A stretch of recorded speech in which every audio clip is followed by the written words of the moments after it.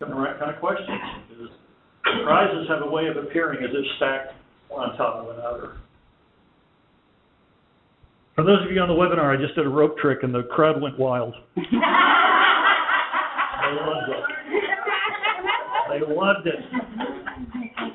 So I'm going to turn things over to Nancy Griffin, our lead benefit specialist. She's going to talk about the benefit side of CERF and how to give you some help on how to do the forms. Nancy?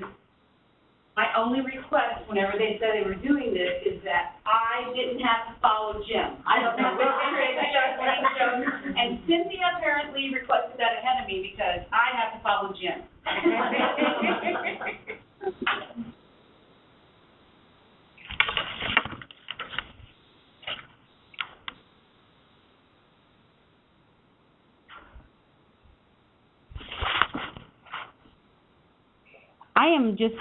I'm going to start at the beginning. Your handout's going to be different than what I do. I'm actually going to log into the portal that you all use every day, and I'm going to enter some forms, and then I'm going to go to our side, and I'm going to let you all see what it looks like from our side when you all enter forms. Please stop me if you have questions. When you ask questions, I'll try to remember to repeat them for the people on the webinar.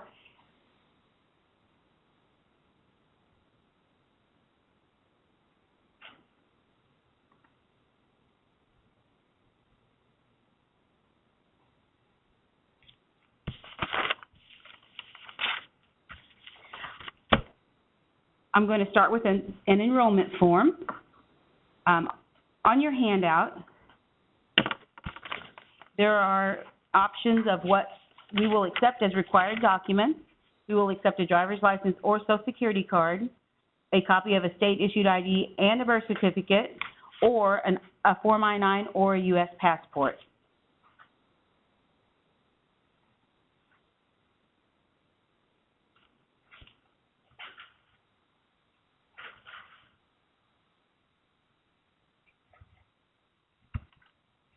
When you're entering enrollment forms, please don't do them in all caps. If you do, we have to retype that because CARS doesn't recognize, or we don't want all caps in CARS. So if you would type these in all caps, whenever we post them, and I'll show you that whenever we get to our side of the website, I have to retype what you've already done.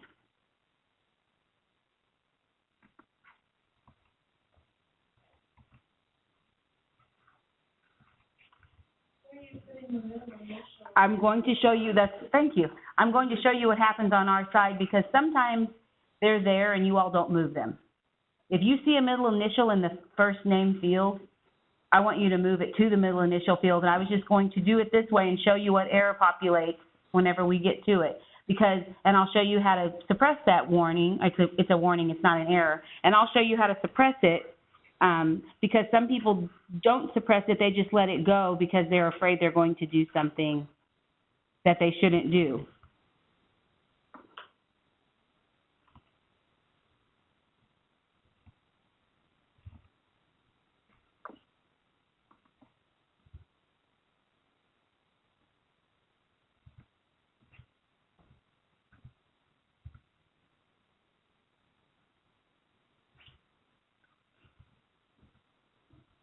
Now, if you have someone who started as part-time and then you move them to full-time, and you're entering an enrollment form for them, if you would add their salary and hours for their part-time service in this comment field, we'll have that from the very beginning, and we won't have to call you and ask you for it or email you and ask you for it. I know we can obviously call you, but it would just save us a little bit of time. So if you would just put salary, $200 per month, well, no, total, like for March. If they were hired March 1st, you can just give me, or if they were hired in February, we need just the total salary and hours for that period because we have to offer them that service.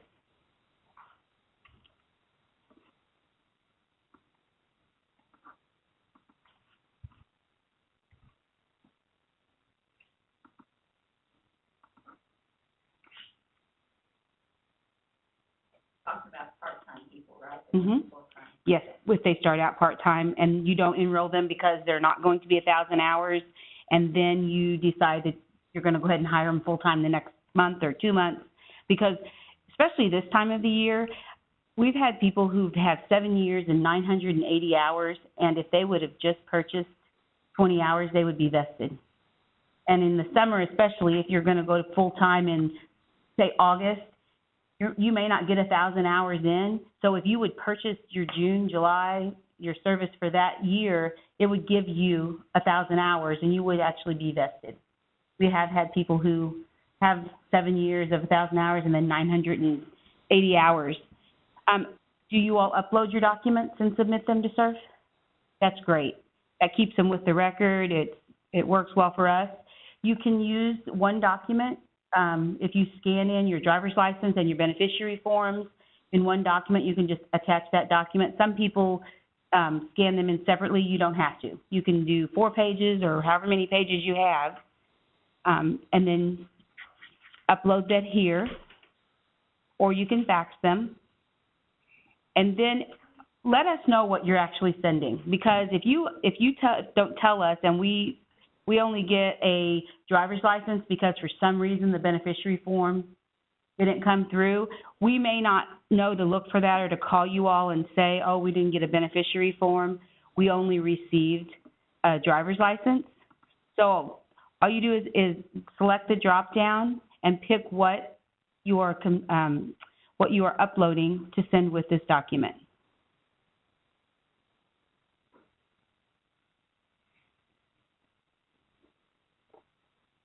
When there are no errors and there's no validation, you will get a submit button. If you do not select the submit button, it sits on our dashboard, and I'll show you real quick.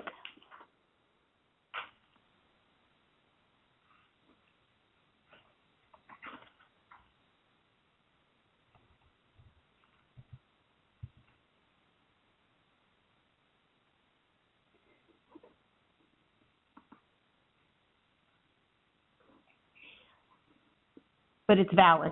It's not submitted. I won't ever post a form that's not submitted, because you may have entered the information and maybe that person didn't show up for work, and then we would have to contact our IT department and have them remove them. We don't ever post forms that are not submitted. So I would email you or call you and ask you to please go ahead and submit it. It's sitting out there, but I know it's not here yet. Enrollment forms are the only ones that show up that way. The other forms we don't even see. So you may think you've submitted a form, but if you haven't actually hit that submit button, we don't even see it. So once you've submitted that, it shows up on our dashboard, and I'll refresh, and now it's got a submitted date. So it's ready for me to post. And I say, oh man, Janet added the T to the first name, and I do not want that in CARS. We are trying to clean up the database. And I would print off your driver's license and make sure that the date of birth is actually 1/1/1960. And once I have that,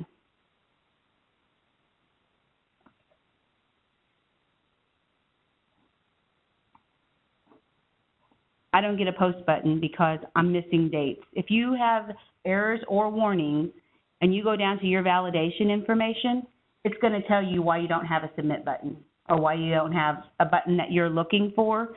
It's at the bottom, but it's just telling me I don't have a receive form date.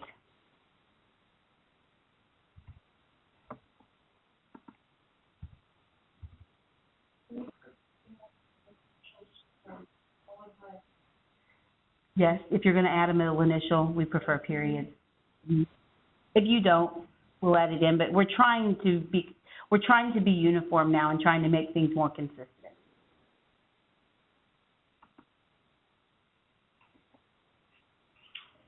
So I have posted the form, and I will then go into our site and I will add the beneficiary information that you all have given me from the beneficiary forms. On the next page, we've just circled a few things that are missing on beneficiary forms, probably 70 to 75% of the time on every beneficiary form we receive, then we have to send them back. And we don't have any beneficiary information in the system. And it's common for them not to have a Social Security number for their beneficiary, for them to list 4 beneficiaries on the primary beneficiary page and put 100% on the first one and then 33. We can't accept those. And we may think that they want the last 3 as contingent beneficiaries, but we don't. We can't ever assume and enter things. So we will actually mail it back with a note and ask them to resend it to us, or they'll probably bring it into you all, and then they need to be signed and dated.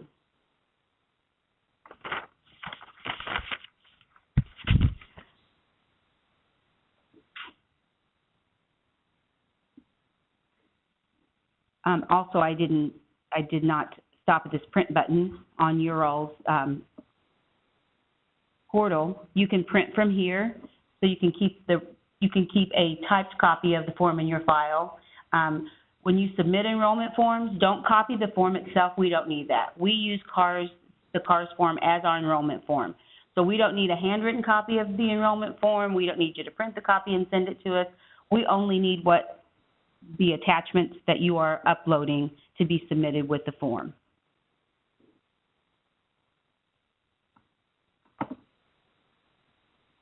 You can use this part of the screen, or you can use the left-hand navigation bar, whichever you all are most comfortable using. On employment change, I know I get a lot of calls. I'm trying to change a participant's information because of this being here. This is just an overall view of the participant information.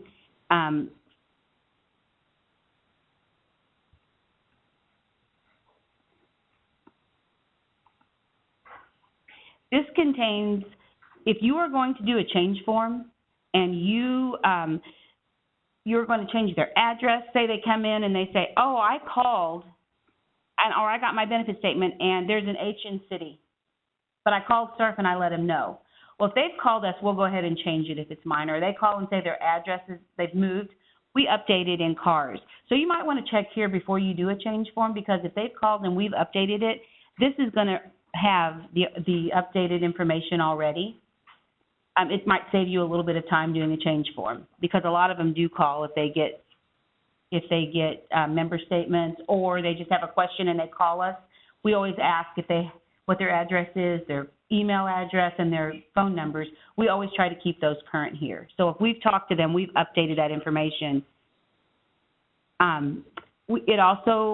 This screen also contains their salary and hours. If this person would have started in 2000, their salary and hours for 2000 on would be listed down here in this. So this is actually just for you to view the participant information. Now, if you decide you want to do a change, you can either do an employment change from here or terminate the employee.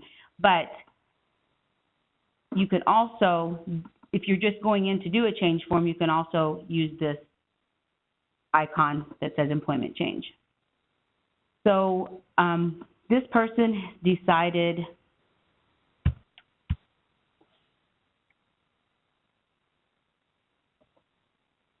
that, well, you notice this. So you can do any changes when you're updating any form. You can do as many changes as you can in the form that you have opened.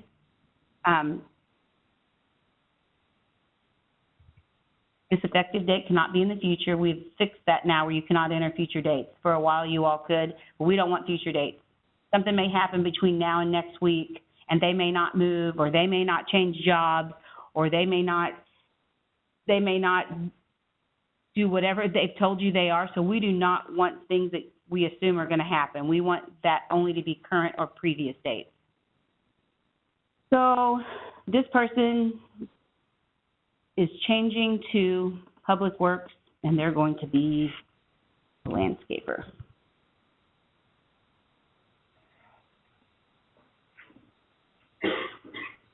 Or if they're going to change to part-time or seasonal, or this is where you would do this.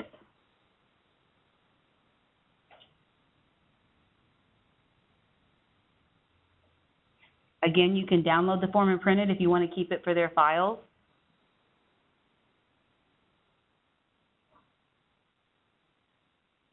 I'll just do another one. I'm going to change him. He decides he's going to get divorced.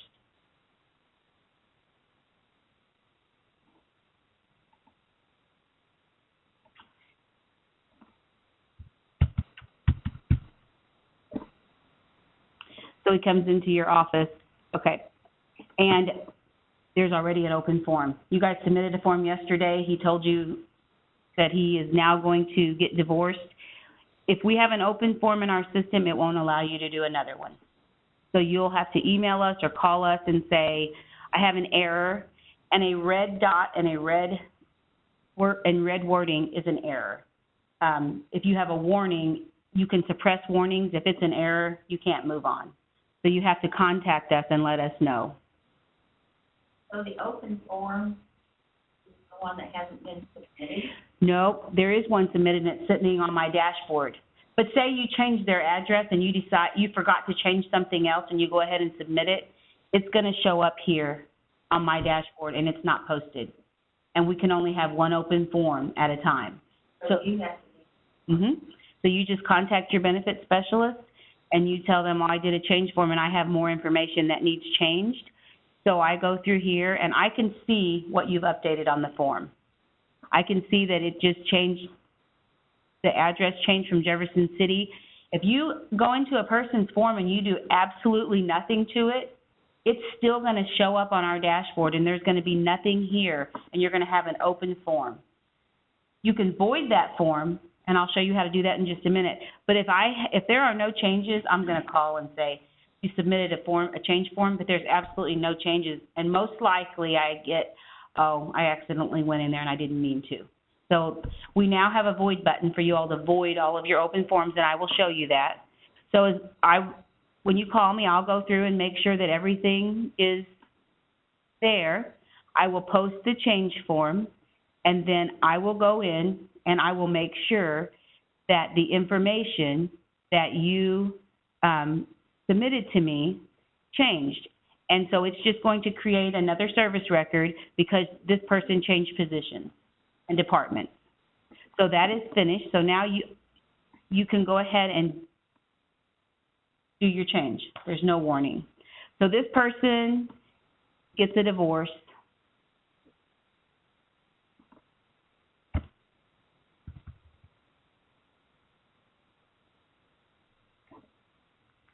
We have to have a divorce decree.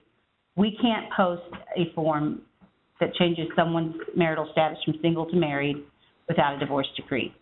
If this person is vested, this is a good time to ask for a single vested death benefit form because they won't have one on file. If we don't have a single vested death benefit, then the payout would go to the estate. So if they're vested, this would be a great opportunity to capture an updated beneficiary form. I would also give them a Form 1A to update their beneficiaries because most likely if they're getting divorced, their beneficiaries are going to change. You can upload this instead of faxing it. And if you have it, you can scan it in, and it's going to tell you, oh, there's a single vested death benefit form and a $10,000 death beneficiary form that you can print from here. Or you may have copies, and you can hand them to them and ask them to complete them and send them into CERF so we can have updated beneficiary information.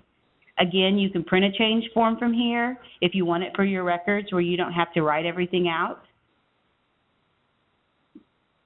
And when I get a change form that's changing someone's marital status,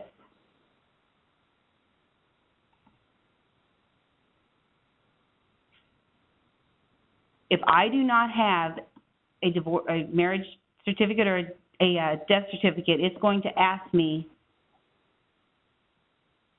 to check that I've received it and then save again. And if I don't have it, I'm not going to be able to post this form. So I know you've probably all been contacted by us requesting these forms. And if someone calls in and tells me they got divorced, I'm going to contact you. And I'm going to say, hey, you need to do a change form. Test called in and said he was divorced now. I won't do those changes on an active employee. I will contact the county to make sure that you all know that there are changes in their status and ask you all to update that information.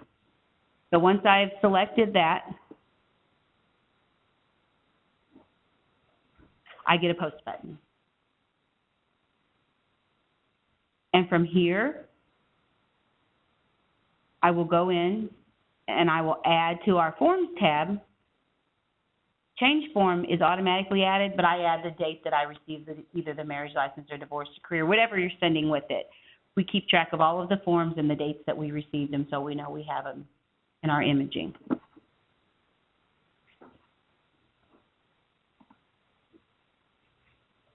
If someone, okay, so now he decides that he is going to join the military.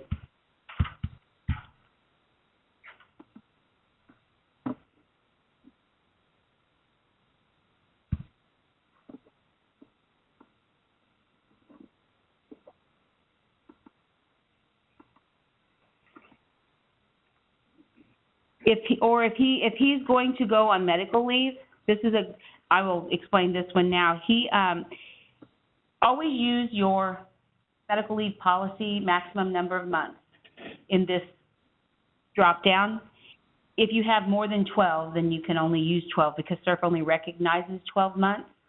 But even if they come in and say, I'm only going to be gone for 3 months, and your policy allows for 6 months, always use what your medical leave policy allows because they may be gone more than 3 months. They may not be gone more than 3 months, but we want to know what your medical leave policy has because if you say I'm going to be gone 8 weeks, so you only put 2 months in, and they actually are gone 3 months, that form is going to be expired, and you all are going to have to recreate the medical leave form with the original date that they left and then the date that they came back. So it will save you time in the long run if you just put whatever your maximum amount of months is in your medical policy. If you don't have a medical leave policy and you have an employee that dies while they're active, they will not get the $10,000 death benefit. If they're on medical leave and you do not have a medical leave policy and they have not received pay in that month, they will not get the $10,000 death benefit. That's just one of our rules. And then Yes. if they're on leave and they don't get paid under their death. And you don't have a medical leave policy. Or if they're seasonal and they don't receive pay in the month of their death, they're not going to get the $10,000 death benefit. If it's a holiday and you give them holiday pay, they'll get it. Some counties have FMLA and they give them $100 a month flat pay for whenever they're out on FMLA, they would get it. If they receive pay in the month that they die, they will get the $10,000 death benefit if you have a medical leave policy. If you don't, they won't get it. If they get paid in the month they die and we don't have a medical policy, we'll get it? No, won't, but you all have a medical leave policy. I just know that because you're in my counties. But we have counties that don't. And, I mean, it's a benefit that CERF gives. So we encourage all counties to have a medical leave policy. I'm not sure, Mary, are you sure how, do you know how many don't have medical leave policies? I know one of my counties, back we sent a bulletin out, I think, about it. And so,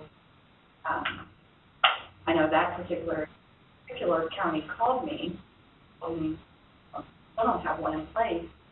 And I fortunately told them that they have to die while out on medical leave to never get a benefit because they're not covered under the county policy.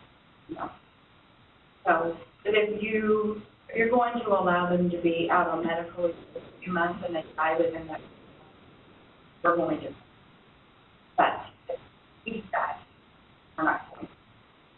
But so the counties that don't have anything in place, we will pay it because they never had it. So is the medical leave policy separate from the? No, that's what, it's probably in your employee handbook. It's whatever your county, each county is different too. Some have 15 months, some have 12, some have 3, some only go by FMLA. If you're less than 50. FMLA, and it is in our handbook, Right.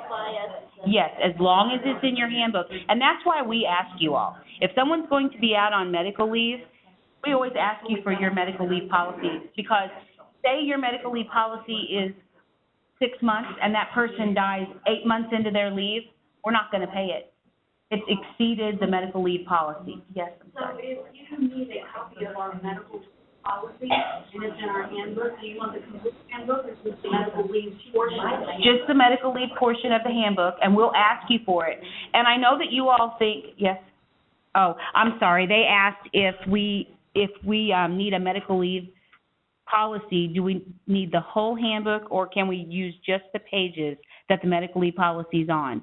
And the answer is we only need the medical leave policy.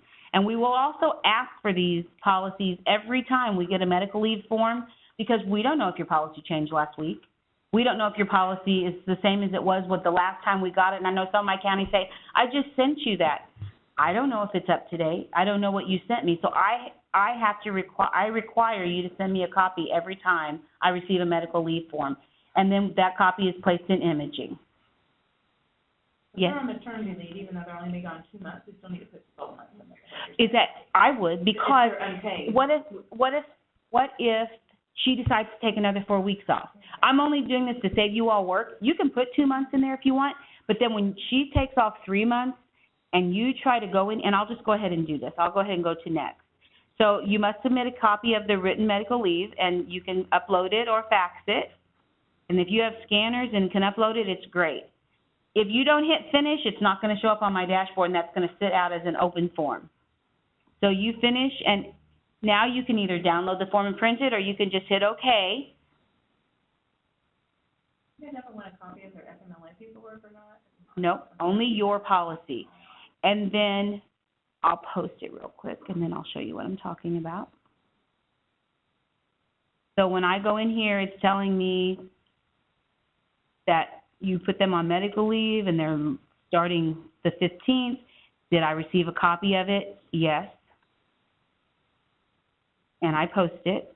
And if you've uploaded the document, it stays with the record. I mean, it stays in CARS, so I don't have to image it and write the Social Security number on it. If you don't and you fax it, I write the Social Security number on it and it's image. But if you can upload it, it stays in CARS.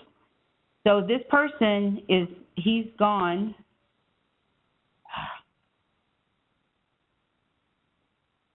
Now, you want to go in and find his medical leave, because you've said that he's going to be gone for 6 months.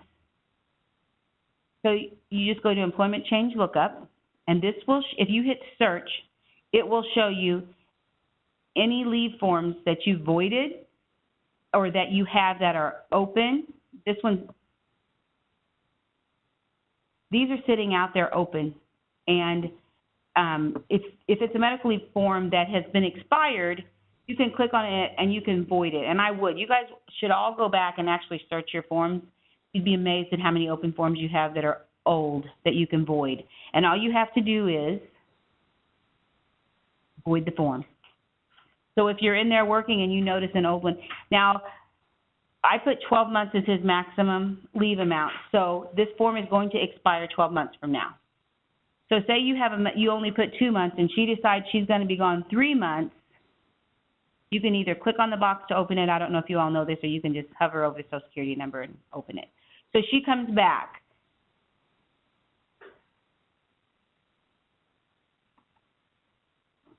Or he comes back. The date, if I would have put 3 months in here or 2 months, and they would have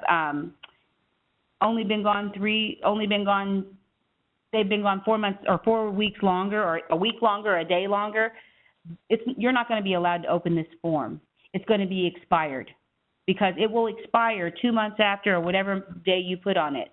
So therefore, you'll have to recreate it. Now, if you leave it with whatever your maximum number of months is, even if he comes back, he decided he's going to come back, he made a mistake, he wasn't even going to go, he's back today. But you know what's going to happen? And we never want to break in service. Even if they're coming back on Friday and you think, oh, they're going to come back to work on Monday, always have consecutive dates in these two fields. So either if they're going to come back on Monday, you can put Sunday here. If they're going to come back on Friday, you can put Saturday as the next. Even if they're not going to return to work that next day, we do not want to break in service. So I would put, and look, I can't enter it because it's future dates. So wait until tomorrow to enter that form in, because I cannot enter a future date in here. We fixed that. You all could do that before, but we didn't like that because you may go ahead and enter this in and he may not show up. He may decide that he came back from wherever he's been and he's not coming back to work. Well, this is already in the system, so it creates another service record, and we have to do an adjustment to fix it all.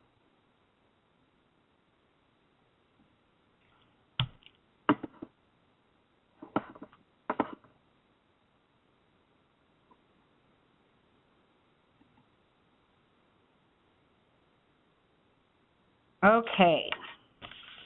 Term non-vested.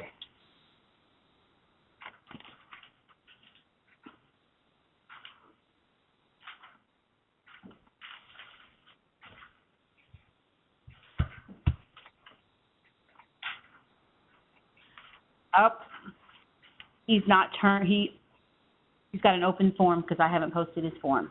I'm sure you guys get tired of seeing these red errors, but I hope that this makes you all understand why we do have errors and warnings, because we need to fix what's not correct in our records before you all update more records.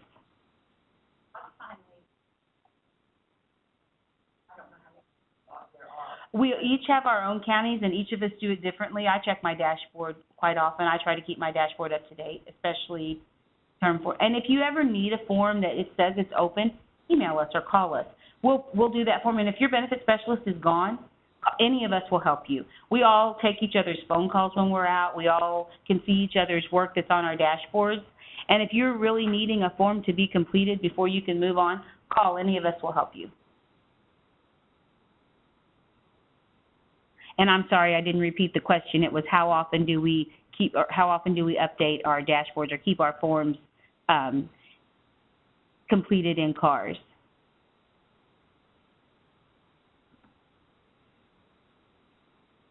And as you can see, it's simultaneous. When we do something in CARS and you all do something in CARS, it's almost immediate that it's updated.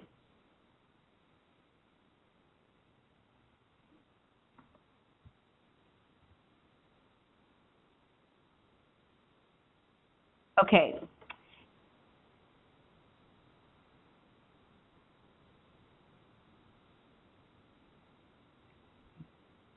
If you do not complete all of the boxes, you're going to get a warning. On the total contributions, very rarely will this be correct when you see it. What populates is what we have at CERF as the contributions that are posted. So you know that your payrolls are not posted immediately. So please change this contribution field to whatever contributions have truly been paid. Because if not, we're going to be calling you as soon as we're ready to process a refund, because we don't have the same contributions that you all have. And I know that I have called several counties, but hey, sometimes after the fourth or fifth time, and I explain this to them, they understand why we need updated contributions. And it saves us a lot of time and you all a lot of time.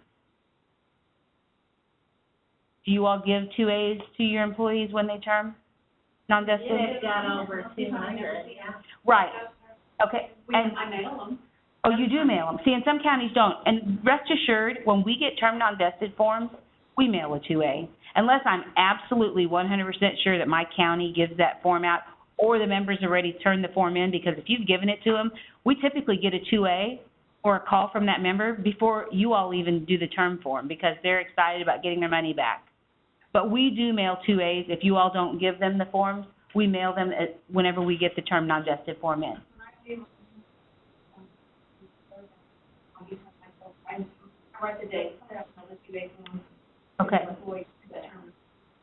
And some counties do and some don't, but we do mail 2As to them because we want to get that money out the door as quickly as humanly possible.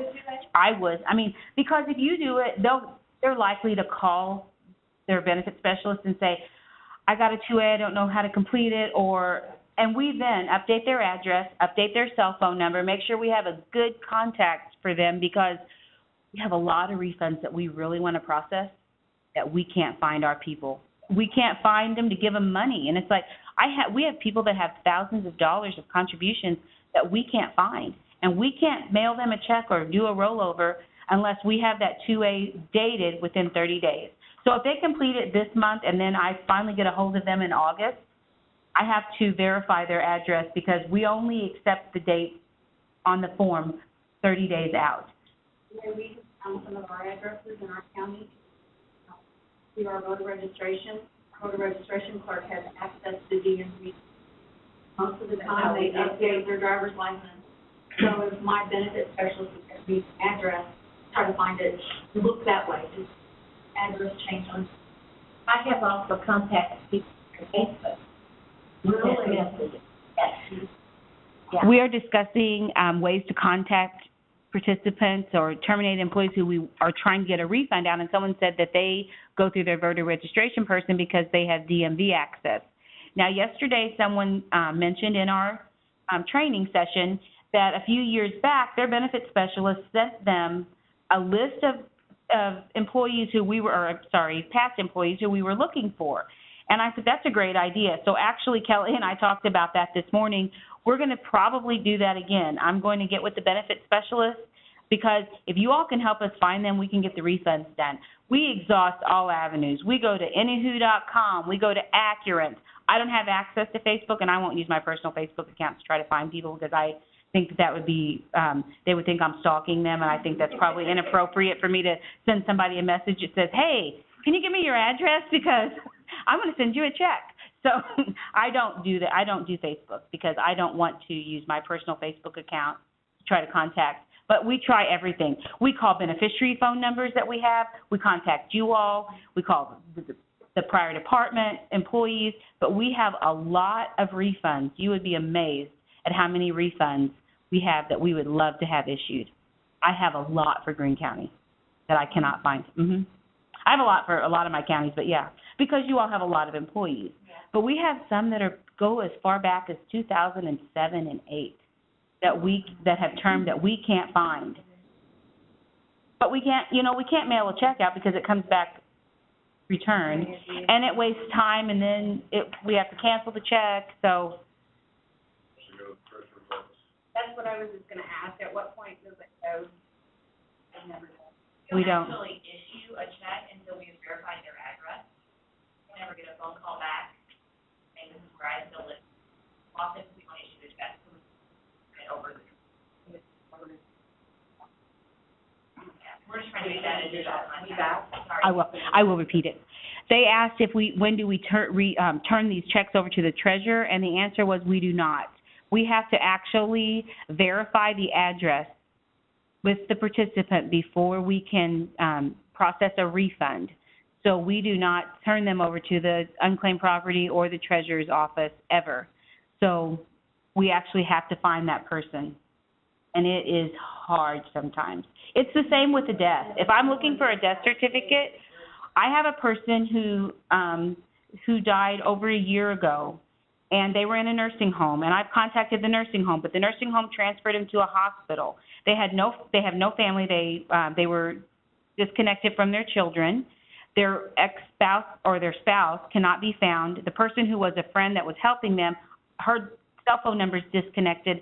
I can't find an obituary. The person never had a funeral, and so I don't know what funeral home, because there's no obituary for me to contact the funeral home.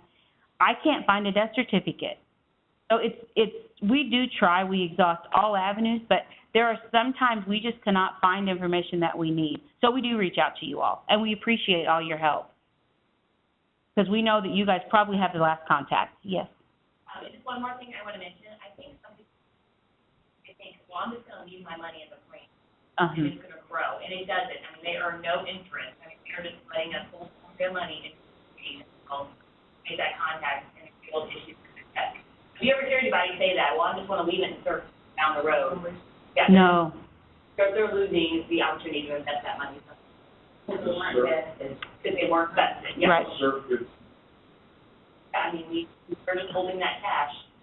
So, And we truly want to give them their money. They don't earn, what we were talking about is that there's a misconception that if they leave their money in CERF, it's going to grow, and it will not. If it's a term non-vested participant, their refund will never grow unless they decide to roll it over instead of it be issued to them, and then the 20% is not withheld. But that money stays the amount of refunds, contributions paid while they were working with the county forever. It never changes. On the savings side of CERF, balance is high enough, yes, people can leave that money alone. It's earning something. You don't have to do anything with that. But that confuses people because it's separate on the side. And obviously, if I would have put $145 in here, you can put no, but it's still going to ask you for a method of submitting, and you can put fax or mail or however you're going to do it. Can I clarify one thing? Yes. Mm-hmm. You said to be sure and change that total contribution dollars, what has true. So we have a final paycheck. Our system is set up to automatically get that 40% goes out. Right. Should that be included in Yes. the amount? Mm-hmm. Will you submit it? Yes. Anything that will be submitted to us, and you should know by the time that person turns if they have 50 hours of vacation that you're going to pay out, and you can calculate the contributions. Yes, Mary? I just wanted to add something.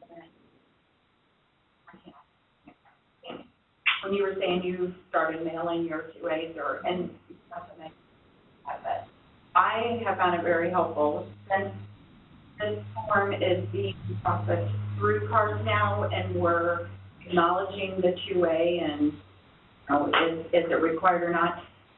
I appreciate it, and some of my counties have started doing this. There's that little comment box on the screen prior to this one that some of my counties say mailed 2A or didn't see the person, so I wasn't able to give them the 2A. It's good, Yeah, we know. it would be nice to comment there so that we know, because I have some people do call and say, well, you sent me a form, I already have it. So if you do that, it would be good to comment that you've done that, so we don't mail one too. And, yeah, We like help comments. each other out. Exactly. Anytime there's information that you think we need to know, please add it to a comment box. If you know the person's leaving in a month and they're going to be moving, add it to the comment box. We can update their address to show that they're going to be moving. Anything you can tell us that we can use to find this person, or just that we need as far as information, please let us know by the comment boxes are there for that reason. On this form, I don't do, so is it best to hold the term until they have final payroll? Oh. Okay. Well, I guess unless the only reason I would say not is I get a lot of phone calls, and then I actually contact the county and say, Joe Schmo told me that he's leaving on Friday, because I know you all may not know that they're leaving. And so it's like, okay, then they call. But yes, if you know it's going to be next week and you're going to be submitting your payroll next week, don't wait until the payrolls are posted, and submit it as soon as you can to us. Mm-hmm. Wait on that next hearing? No, sorry, we're saying, Right, yeah, I think I do. I would prefer, we prefer you, we prefer you to end the term on this form until after you process final pay. So you know, you can add those contributions then with what they paid up to that pay as your total on the term form. So I know it requires one time, I won't have to amend anything. Final pay.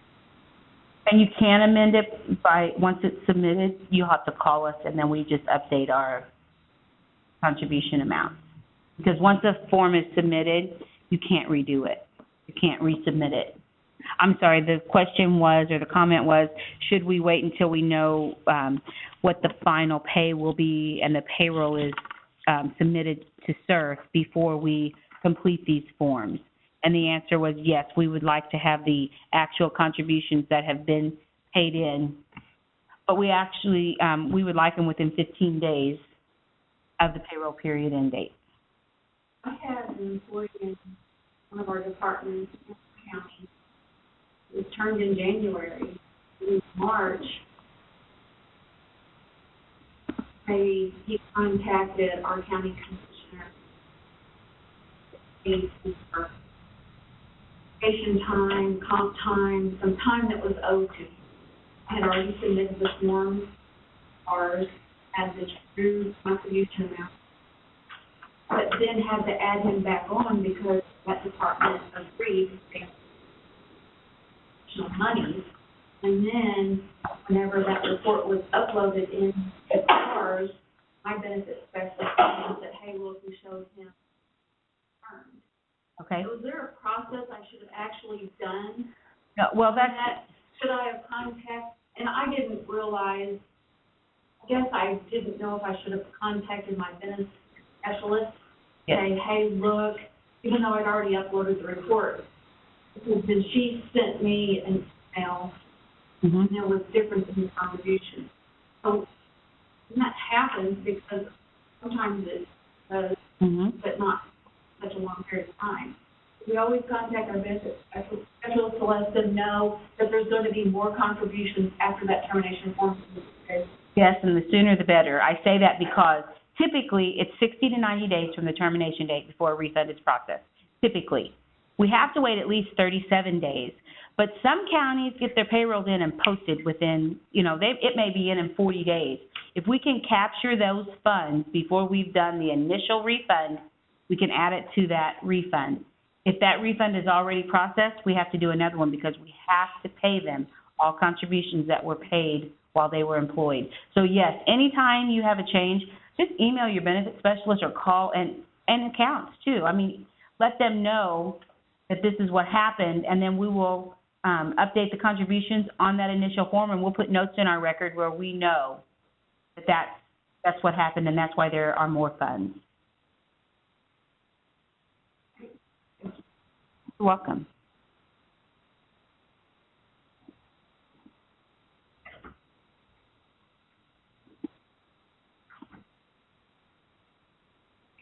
Now, here's what I was talking about. Whenever you all submit your term non-vested forms, I know exactly what we had and what you had, and I will be able to tell if you've updated those forms or not. So I'm going to know if this termination date is 6/15, which is today, and these forms are updated, then I know you probably have all of the contributions updated. If not, I'll know I'll have to call you. I get a warning that says, please select override and save the record. You all get those, and it says suppress warnings. You have the same box that we have. It just says suppress warnings. Whenever you move a first name, a middle initial from a first name, you get a warning that says first name, last name, or social security number has changed. That's just telling you that that person's in the system, but it's not exactly like. So check the social security number and make sure you don't have a person, that you haven't accidentally mistyped the social security number. But if you've moved the middle initial from the first name box, that's why you got that error. And all you have to do is check this suppress warnings box on yours. Ours says override. Hit save, and then your post button will appear. If you don't have a post button, you either have an error. Typically, you either have an error or a warning. You have something that needs to be fixed. And when you scroll down to the bottom under validation, it will help you figure out what needs to be done before you can post it. And again, warnings are black. If you get a red dot, it's an error, and you're going to have to do something to fix it. You can't just check a box if it's an error. Okay, any other questions about term non-vested? I just wanted to make a note. I know some people had said that they didn't get some people to back in and fill out the 2A forms. What our county does is that we have a policy that everyone has to come into the office to pick up the last paycheck, and they have to pay for it. So I have their forms ready for them, whether it's their non-vested or vested, and they fill it right there. And I already have it ready. I have done that before, but now we're getting ready to go on direct deposit. Yeah, they were not, so, yeah. Yeah. The comment was made that if one of the counties says that their last paycheck has to be picked up by the person in person, and when they come in, they have them either sign their 2A or 2V, or 2A or 2V while they're there. They have to complete those forms before they give them their last paycheck. And it's nice for the 2Vs especially, and we'll move on to 2Vs. These have to be submitted via fax or mail. There's also another way that you can do this. We talked about it yesterday because a couple of the counties have started doing it. I don't know if you all know about this or not, but in your county, yes, there's an upload supplemental files button. So if you scan your information in and you select upload, it's not going to allow me to do it because I don't work for this county. But if you have access and you're an authorized user, you can actually scan it in and you can select upload supplemental files. We don't know that you've done this. As benefit specialists and accounts, we don't know that you've done this. So if you submit your forms this way, you have to contact us, email us, and let us know. We don't get an email that states there's been a supplemental file uploaded. We don't get any information. So if you don't email us, we don't know it's there. I know that there's a couple of benefit specialists, and this is the way they do their 2Vs. I haven't done them this way yet.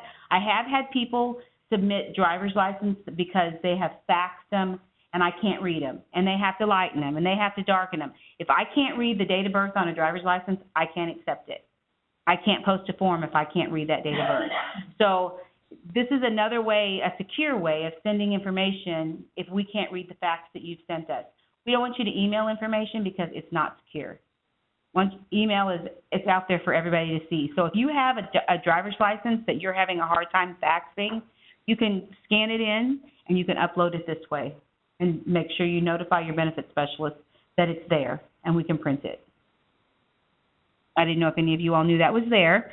But so if the person is vested, that they have 8 years or more, 1,000 hours for each year, we need the 2 highest years of salary that you complete on the form, and we can take a W-2 or a certified payroll.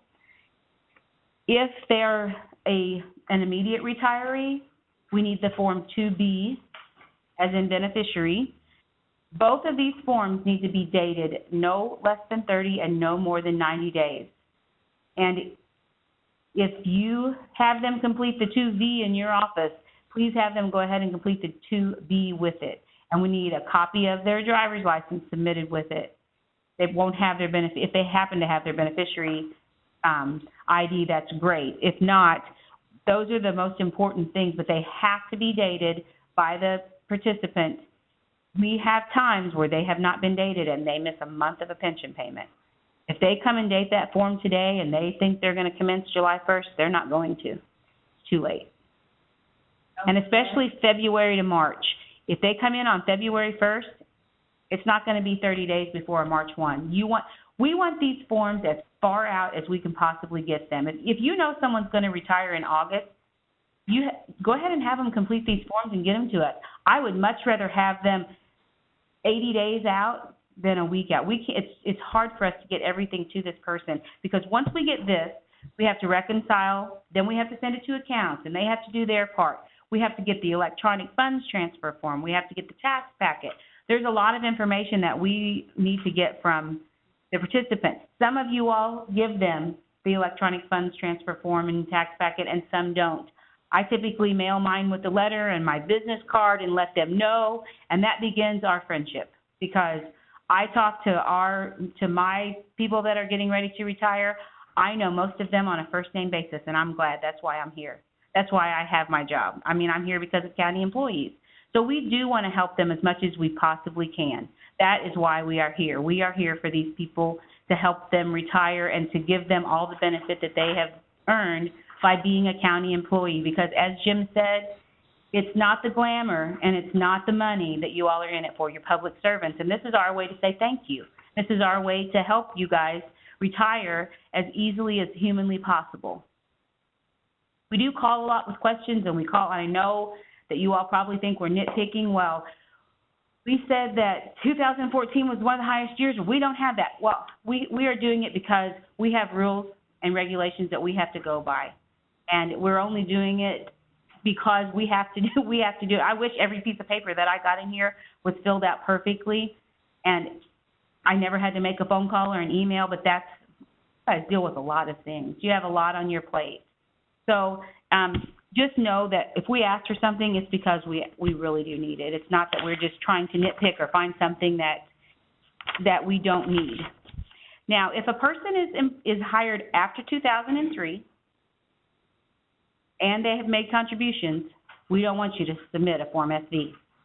If they have made contributions, we reconcile it on the front end. That's work that you all do not need to be doing. Now, I know that some of you all do it for your own record keeping, and that's fine.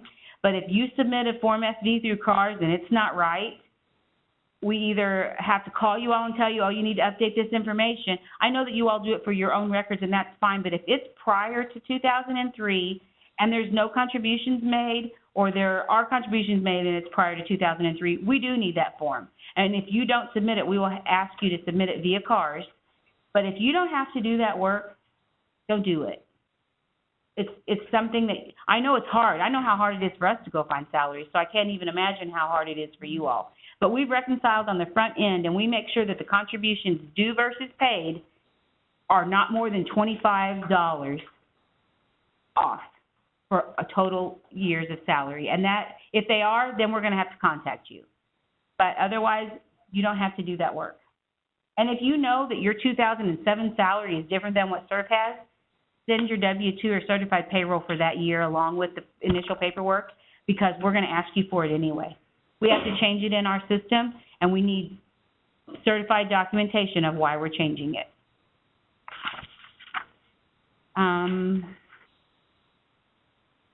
We ask that these be completed within 15 days. I'm sorry, no. We ask that these be completed as soon as humanly possible when you all find out. And actually, we will contact you. I get a lot of phone calls that say, I'm leaving county employment September 1st. And unless they tell me that in confidence, I'm going to contact my county clerk's office and say, could you get them down there and get them to sign that paperwork, because we can start the process. And I actually asked them to come and see you all. Are there any other questions? Nope. Well, thank you all for coming. I really appreciate it. And as I said, we're here to help you all. Any questions you have, if your benefit specialist isn't available, your accounts rep isn't available, any of us can help you. Thank you. Thanks, Nancy. We are going to take a 10-minute break, come back, and Cynthia will give us kind of the accounts portion, and then we'll do lunch. So see you back here at about 11:20-ish.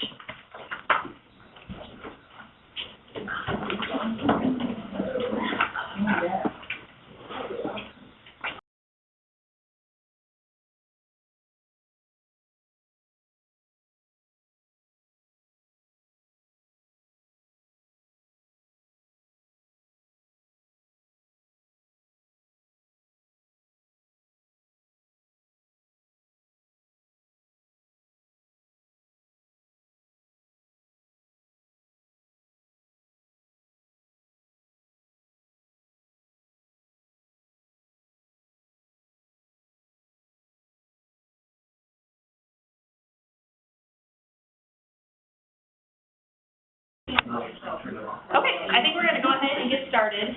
Cynthia is the only thing that stands between you and lunch. No pressure, Cynthia. But we'll get through her session and then grab our lunch and then finish up with Richards before we do our one-on-one stuff. So with that, I'll turn it over to Cynthia. Okay, hello again, everyone. Hello.